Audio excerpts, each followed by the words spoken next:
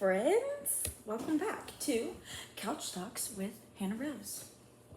So, today I want to talk about something that the Lord has just been really speaking to my heart in this season. I guess this one is a little bit more vulnerable, but I'm sharing in hopes that somebody else will relate and it'll bless you. So,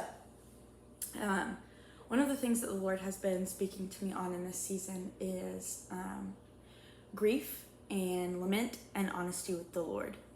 So, if you've lived life long enough, you know that there are seasons where grief seems to be a bigger part of your story than maybe you're comfortable with, or maybe that you would like for it to be. And for a long time, I thought that grief was very specific to when you lost someone, but the longer I'm living, the more I realize that there are all sorts of situations that can call for grief.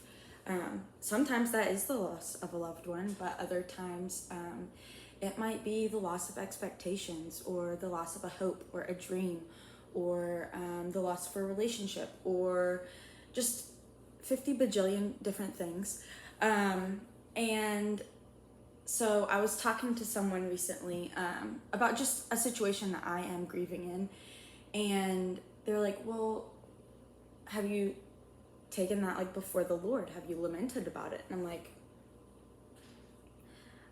I don't even know how to grieve. That sounds so silly, but I am the type of person who I'm a very big feeler, and so it can be really easy for me to get stuck in feelings and emotions. And I was like, I don't want to be stuck in my grief. Like, that's just not what I want to do. It's not where I want to be. And so they were like, well, let's look at Psalm 13. And I was like, okay, why? And they're like, because it's a psalm of lament.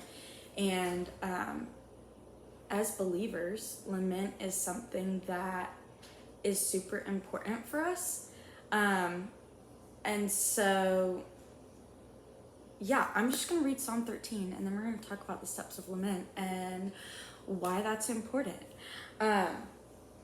So for context, Psalm 13, a lot of people believe that it was written when King David was in the wilderness hiding from Saul.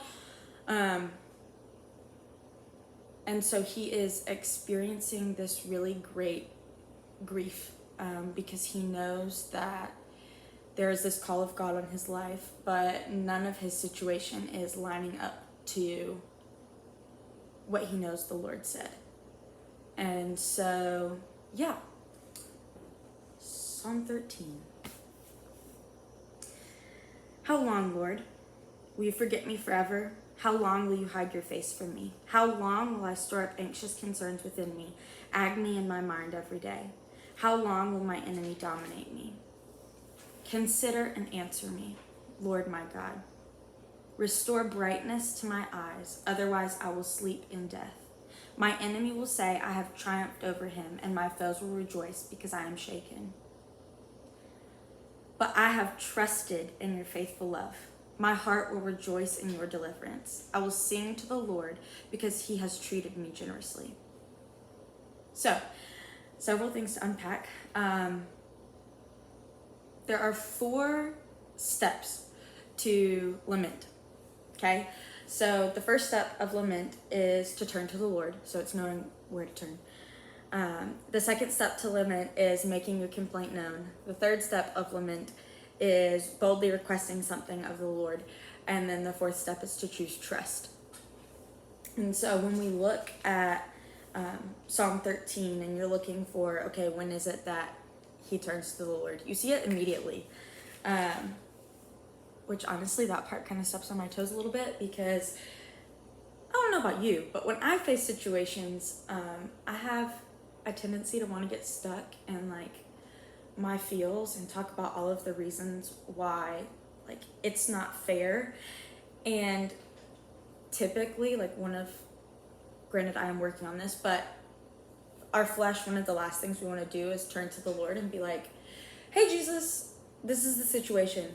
And so in this season, that is the main thing I'm learning, is to like turn straight to the Lord. Not like, let me turn to this person and this person and this person and tell them and fill them in on all the details. And then like one of them will look at me and be like, hey, so like, have you prayed about it? No. The first thing you do, turn to the Lord.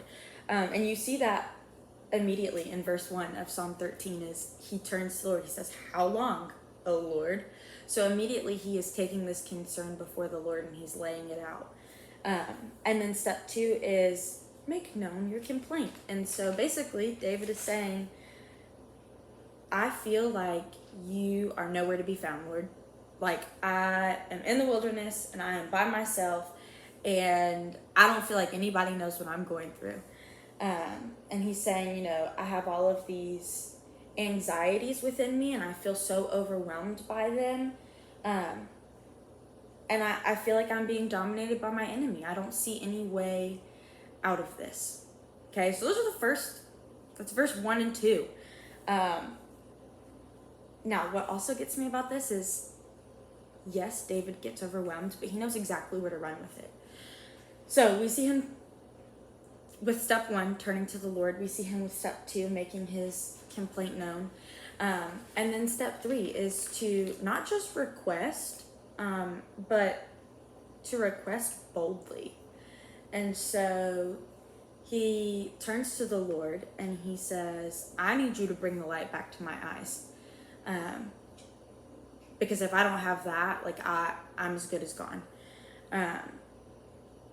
And so, you know, verse 3 and 4 is where he is making his request known. He's saying, I need you to show me where you're at in this situation and to show me how you're working. And he's not saying that he has to have all the answers, but he is saying, Lord, direct my eyes to what it is that you need me to see, because without that, I have nothing. So he makes this bold request before the Lord. And then the very last step is to choose trust. And I would argue that this might be one of the hardest steps, at least maybe that's the hardest step for me. And it's because like it's hard to release control and say, you know what, like this is not in my hands and this is not in my timing. And while this step is hard, I would also say it is ultimately the most important. Because what this does is it takes the situation, it takes whatever it is that you're looking at it, and it comes back to what is truth and what does truth have to say about my life, regardless of what it looks like right now. And so you see that in step 5 and 6. And the reason that you know that this step is all about trust is because this psalm is super short. So it's not like very much has changed in David's life between verse 1 and verse 5. And so ultimately what he has to do is he has to say, regardless of this situation, I am choosing to stand on the fact that I know your love to be faithful. And so regardless of what this looks like now, regardless of what my situation looks like now, I'm going to stand on the truth of your word because it's unfailing and it doesn't change, and you're the same yesterday, today, and forever. And so even if I don't see what I want right now, I'm going to bring myself back to truth. I'm going to align myself with what you have said, regardless of what I am feeling in this moment. So yeah, if you're going through something hard, just know that the Lord sees you and he cares, and regardless of what it looks like, he's got all the details and he is working them together for your good. And one of the things that I love about David is just like the rawness of his relationship with the Lord. So when we look at this psalm, like he's not hiding anything. He doesn't say like, oh, I've got to clean up how I feel right here before I go to the Lord, because the Lord can't handle me being frustrated, or the Lord can't handle my questions. That's something that I've struggled with, like feeling like the Lord didn't have any room for my questions. But that's just not the case. Like, he wants you to bring your questions. He wants you to bring your concerns, to bring your worries.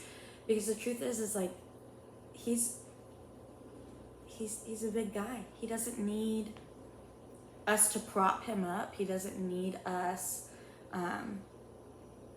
to come with him with some sort of fake, like, oh, I've got it all together. No. He wants you to come exactly how you are, and to say, look, Jesus, this is where I'm at, and I don't know how we're gonna get from point A to point B, but I'm gonna trust you enough to lead me and to not need all the answers right now. And I know that as I continue to come and bring these things before you and submit them to you, that you're going to show me what it is I need to know when I need to know it.